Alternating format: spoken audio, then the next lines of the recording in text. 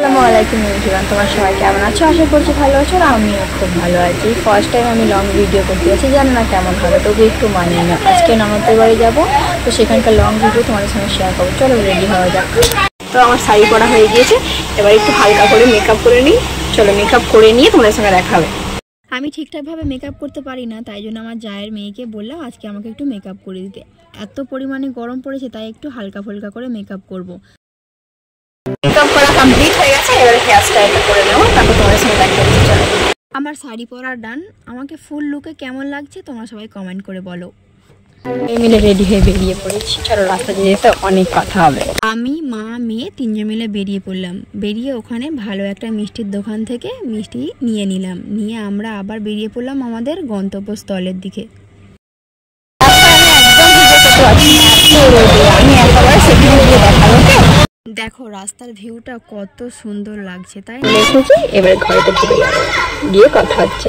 আসতে না আসতে দেখো আমার ননদের মেয়ে আমার মেয়ে এখানে কেমন ভাবে খেলা করছে। আমি, মা আর মেয়ে এমনি গাড়িতে করে চলে গেছিলাম, আর আমার জায়েরা সবাই চার চাকায় করে এসেছে, কারণ চার চাকায় করে এলে আমার মাথা করে, তাই মাকে নিয়ে আমি বেরিয়ে পড়েছিলাম। আসতেই আমার ননদ আমাদের সকলকে খেতে দিয়ে দিল।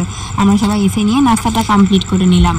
তারপরেই ননদ এনে দিল গরম গরম লুচি আর চিকেন কষা। সবাই মিলে আজকে খুব এনজয় করে খাবো। সবাই মিলে গল্প করার পরে ফাইনালি লাঞ্চের টাইম হয়ে গেল।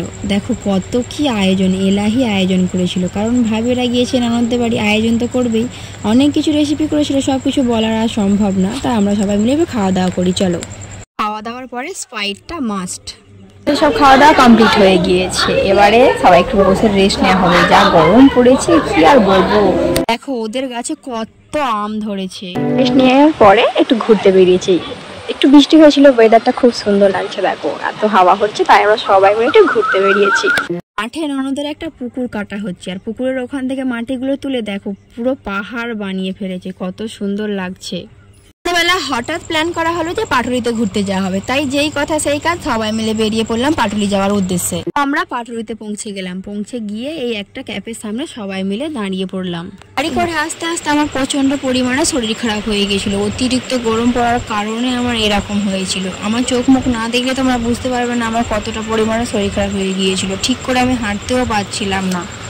একটা ভালো জায়গা দেখে একটু বসে পড়লাম। শরীরটা খুব নার্ভাস লাগছিল। ওরা একটু খাওয়া দাওয়া করছিল, আমি খাওয়া দাওয়া করে নিই। এই কারণেই আমার যদি গাড়িতে যেতে যেতে আবার কষ্ট হয় বা বমি হয়, সেই কারণে আমি আর খাওয়া দাওয়াটা করি। চাইছিলাম না যে আমার জন্য ওদের আনন্দটা মাটি হয়ে যায়, কারণ সবাই মিলে ঘুরতে গেছি একটু ভালো লাগার জন্য। তাই জন্য আমি আমার নিজের মনে একটু জোর দিয়ে সবার সঙ্গে আনন্দ করতে লাগলাম।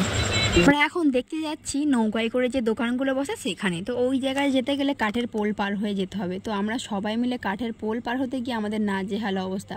পোলটার এমন অবস্থা হয়ে আছে যে আমরা মাঝপথে গলে পড়েও যেত। এখানকার ভিউটা সত্যি খুব ভালো লাগছিল, এখানে ঘুরে মনটা খুব ভালো হয়ে যাচ্ছিল। কিন্তু শরীরটা খারাপ ছিল বলে মেয়েকে আমি কোলে নিতে পারছিলাম না।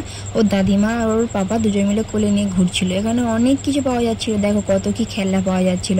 কিন্তু আমার শরীরটা খারাপ ছিল বলে সবাই আমাকে নিয়ে টেনশনে ছিল, বাবুকে আর কিছু কিনে দেওয়া হয়নি। আমার শরীরটা খারাপ থাকার কারণে আমার দাদারা আমাকে অনেক রিকোয়েস্ট করেছিল আইসক্রিম খাওয়ার জন্য। আমি তাও ভয়েতে খাইনি, যদি শরীরটা আবার খারাপ হয়ে যায়। ঝমঝমিয়ে বৃষ্টি চলে এলো, সবাই মিলে পালিয়ে এলাম, গাড়িতে উঠে পড়লাম। শরীরটা ভালো ছিল না, ঘোরাও ভালোভাবে হলো না, আর বৃষ্টিও এসে গেল।